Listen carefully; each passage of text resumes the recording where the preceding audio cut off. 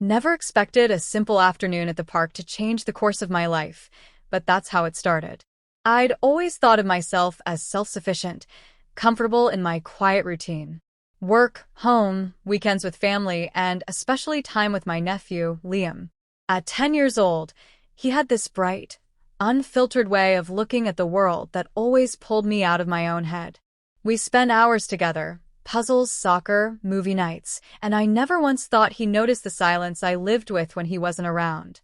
That day, we were sitting on an old bench, sharing ice cream, when he looked at me with those wide, curious eyes and said something I wasn't ready for. "You know, I wish you'd meet someone special. You always look so lonely when you think I'm not watching." His words caught me off guard. I managed to laugh, brushing it off, but he didn't let it go. He folded his arms, serious in the way only a child can be. "Promise me, if I find someone nice, you'll give them a chance." I couldn't help but smile. "Okay, kiddo. If you find someone, I'll say yes." I thought that was the end of it. A child's innocent wish, nothing more. But Liam held on to that promise like it was sacred. A week later, during a school open house, he tugged at my sleeve, eager to introduce me to his new favorite teacher, Emma. She wasn't what I expected. Kind, soft-spoken, but sharp too, with this quiet confidence that made you feel seen. I shook her hand, and for the first time in a long time, I felt the world slow down. Liam stood between us, grinning like he'd just solved the universe's biggest puzzle. Emma and I talked about simple things that evening, but her ease stayed with me long after I left the school. It was a strange, unfamiliar spark.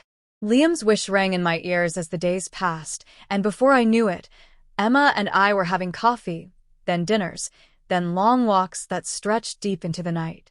Everything felt easy, unforced, natural. Like I'd stepped into a life I didn't know I'd been missing. Liam was over the moon. Every time Emma came by, his excitement filled the room. His wish was coming true, and mine, though unspoken, was beginning to take shape too. It felt like fate, or something close to it.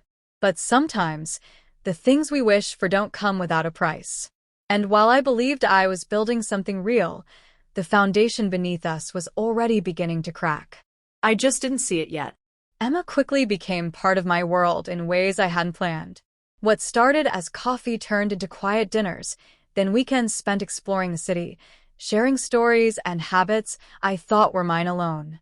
She wasn't just kind, she was intuitive, always knowing the right thing to say, the perfect way to smooth out a rough day. I found myself lowering walls I had kept up for years, telling her about my family, my childhood, even the cracks in my relationship with Liam's father, a topic I rarely touched.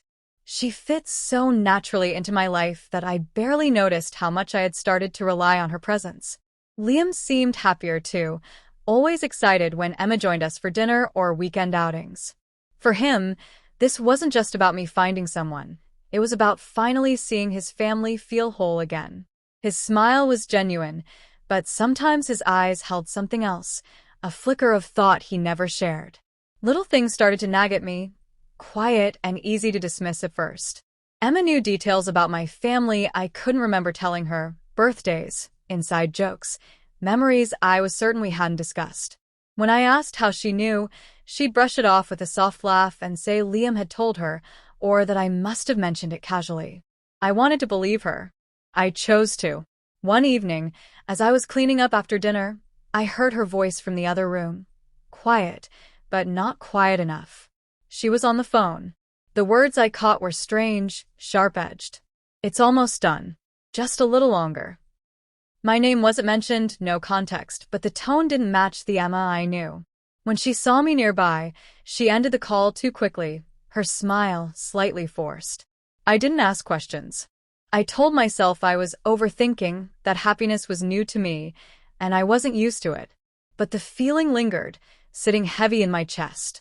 Liam had grown oddly distant during those weeks too, quieter around Emma, hesitant with his usual stories. I wondered if he felt something I wasn't ready to see. The more I pushed the thought away, the more it stayed.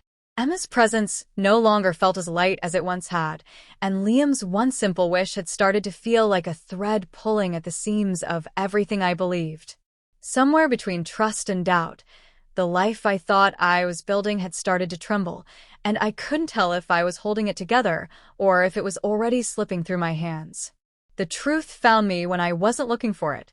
A simple email, misaddressed, landed in my inbox, a short thread between Emma and a name I hadn't seen in years. Liam's father.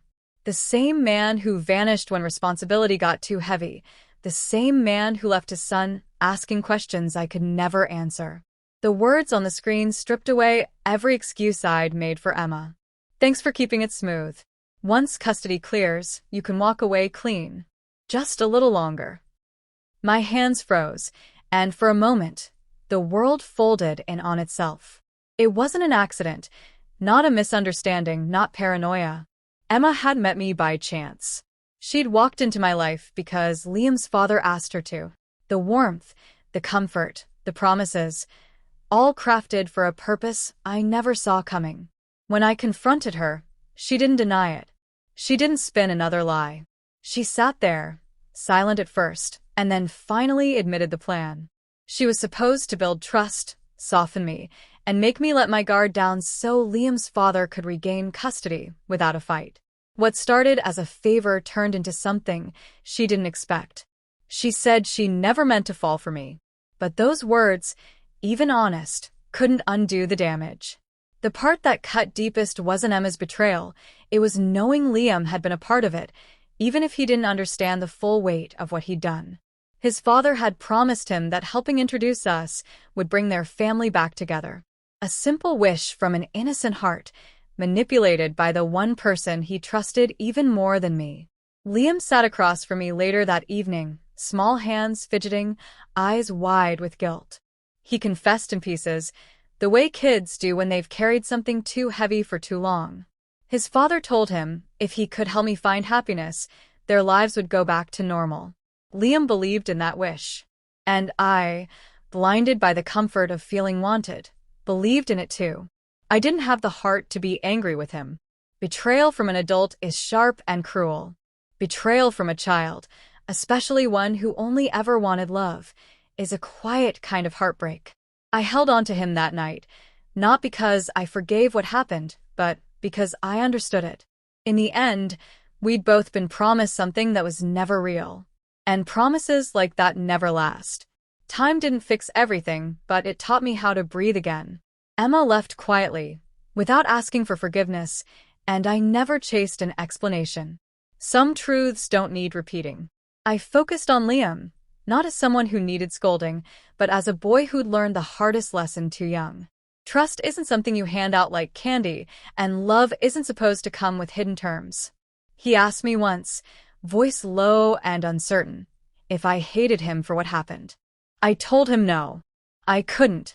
His wish came from the purest place, even if the world twisted it into something else. I watched him grow through the months, a little wiser, a little quieter, but still the same boy underneath. We talked more about the things that mattered. I stopped pretending to be fine all the time, and he stopped believing adults always had the answers. We became honest, not because we wanted to, but because life had left us no other choice. I started volunteering at his school, not out of obligation, but to remind myself and him that the world isn't all sharp corners and hidden motives. Small moments with real people, genuine smiles without conditions. I had to rebuild my faith in those, and so did he. I learned that healing isn't about erasing what hurt you, it's about making room for something better, even if the space is still tender. One afternoon, months after Emma had become just another name in the past, Liam sat beside me and said something simple, without the weight of a wish this time. I just want you to be happy. No plans, no introductions, no promises wrapped in hope. Just that. I didn't give him the answer he expected. I told him happiness isn't something you wait for someone else to give you. It's something you learn to build, one honest piece at a time. And I meant it. For the first time, I understood that love without truth is just a hollow space waiting to fall apart. Liam taught me that in his own way. I didn't meet the person he wished for, but I became the person I needed to be.